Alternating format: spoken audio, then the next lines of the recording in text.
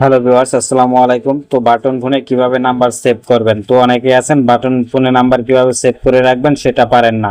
তো আজকের ভিডিওতে আমি দেখিয়ে দিব আপনি বাটন ফোনে কিভাবে নাম্বার সেভ করবেন। এই ভিডিও দেখার পরে বাংলাদেশে চলমান যত বাটন ফোন আছে সকল বাটন ফোনে আপনি নাম্বার সেভ করতে পারবেন। তার জন্য আপনার যে কাজটি করতে হবে, আপনি প্রথমে যে কোনো একটি নাম্বার, যে নাম্বারটি আপনি সেভ করতে চাচ্ছেন সেই নাম্বারটি আপনি ডায়াল করে দিবেন।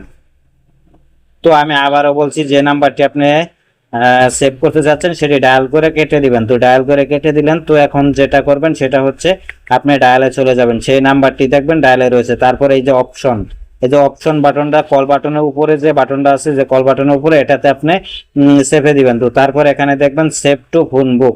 তো সেভ টু ফোন বুক বা সেভ, এই অপশনটা আপনি চলে যাবেন। এখানে আপনার two SIM one two phone, তো এখানে দুইটা অপশন আছে। সিম যদি তিনটা থাকে তিনটা অপশন থাকবে। প্রথম যে অপশনটা আছে এটা হচ্ছে সিম ওয়ান, এটা হচ্ছে ফোন। আপনি ফোনেও সেভ করতে পারেন, সিমেও সেভ করতে পারেন। তো আমি সিম ওয়ানে সেভ করে দিলাম। তো এখানে প্রথমে দেখতে পাচ্ছেন নেম, এবং নেক্সটে দেখতে পাচ্ছেন আপনি যে নাম্বারটি সেভ করবেন সেই নাম্বারটি। তো আমরা নামের জায়গায় চলে যাব। তো এখানে আমরা নামটা দিয়ে দিব।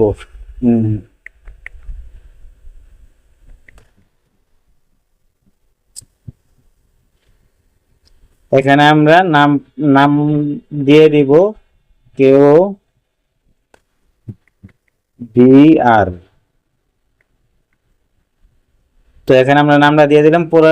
আবার এই যে অপশন বাটনটা, এখানে আমরা চলে যাবো। যেখানে আপনার ডান দেখাচ্ছে, তো এখানে আমরা সিলেক্ট করে দিলাম। তো এখন আমরা চলে যাবো এই সেভে।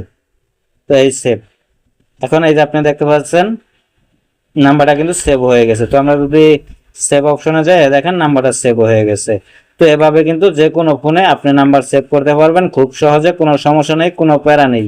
আশা করি বুঝতে পেরেছেন। ভিডিওতে কোনো কিছু বুঝতে অসুবিধা হলে কমেন্ট করবেন, এবং কি এই চ্যানেলে নতুন হয়ে থাকলে সাবস্ক্রাইব করবেন, ভিডিওতে একটি লাইক দিবেন। ভালো থাকবেন, আসসালামু আলাইকুম।